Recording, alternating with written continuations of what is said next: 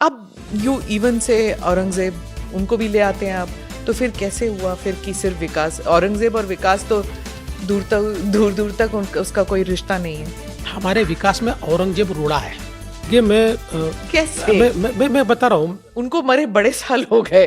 वही मैं कह रहा हूँ, मैं वही समझाने की कोशिश कर रहा हूँ। क्या होता है कि कई बार नेशनल मीडिया और स्पेशली इंग्लिश मीडिया ये हमारे मराठी के भाषणों को पूरा सुनता नहीं है और आउट ऑफ कॉन्टेक्स्ट कोई चीज़ कोट कर देता है और फिर वही एक नरेटिव बनता है।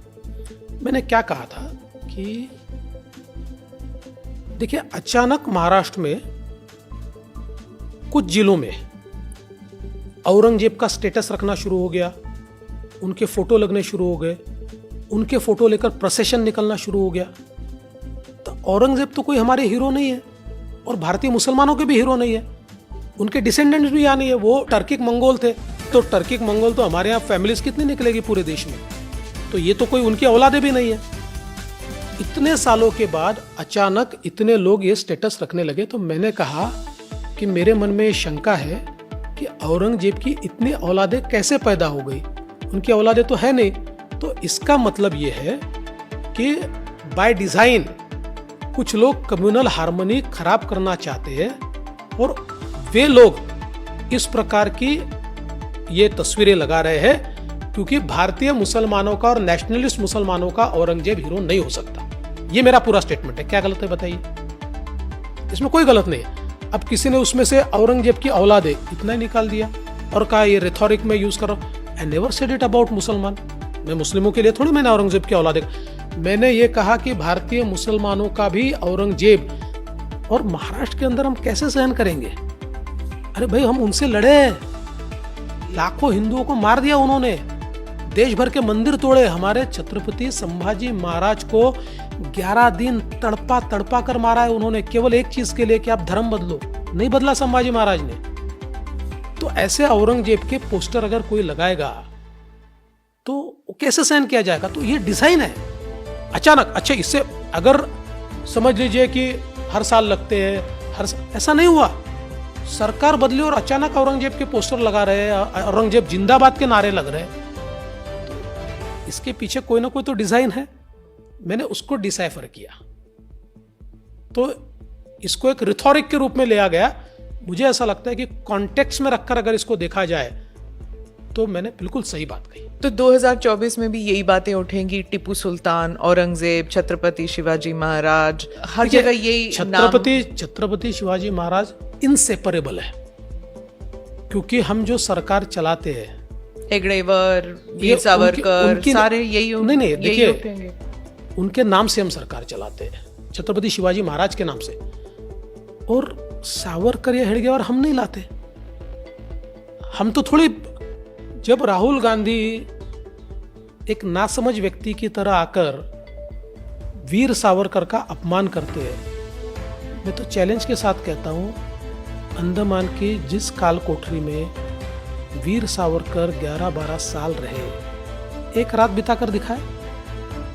जिस प्रकार के अत्याचार सावरकर जी ने सहन किए, कितने लोगों ने सहन किए। देश में 2 बार काला पानी की सजा होने वाला सावरकर जी के सिवा दूसरा कोई है? और सावरकर जी स्वतंत्रता सेनानी तो थे ही, लेकिन जाति प्रथा को हटाने के लिए सावरकर जी ने किया हुआ काम, विज्ञान निष्ठता के लिए सावरकर जी ने किया हुआ काम, ये सारी चीजें उनको महान बनाती है। राहुल गांधी को पता ही नहीं है सावरकर क्या है।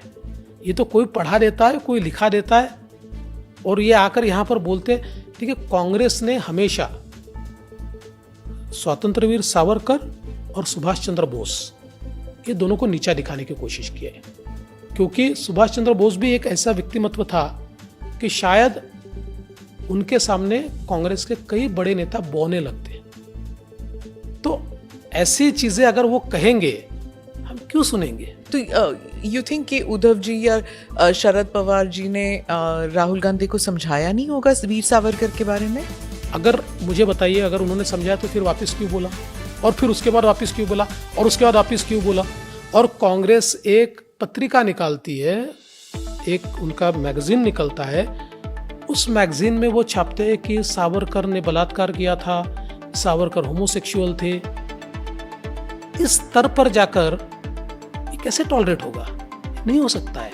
देखिए, उद्धव जी टॉलरेट कर लेंगे सत्ता के लिए, हम नहीं करेंगे।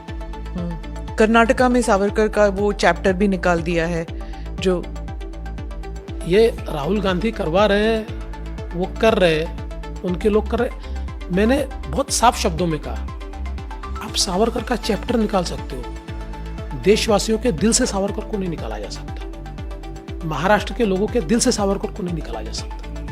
आप सावरकर या हेडगेवार उनके बारे में are you spreading information, disinformation को हटाने के लिए कुछ कर रहे हैं आप? देखिए, जरूरत नहीं है। मुझे ऐसा लगता है कि जितनी किताबें सावरकर जी पर लिखी हुई है उतनी शायद ही कम लोगों पर लिखी हुई है, तो नए सिरे से हमको कोई इन्फॉर्मेशन देने की आवश्यकता नहीं है, लोग उसको जानते हैं। हाँ, डिसइंफॉर्मेशन का हम जवाब देते हैं। और जहाँ तक हेडगेवार जी का सवाल है, तो राष्ट्रीय स्वयंसेवक संघ की ये नीति रही है, आप हम पर पत्थर फेंकिए, आप हमको गाली दीजिए, आप कुछ भी कीजिए, हम तो राष्ट्र निर्माण के कार्य में लगे हैं, हम अपना काम करते रहेंगे। और इतने बार बैन लगाने की कोशिश हुई, गाली देने की कोशिश हुई, संघ बढ़ता है, संघ कम नहीं होता।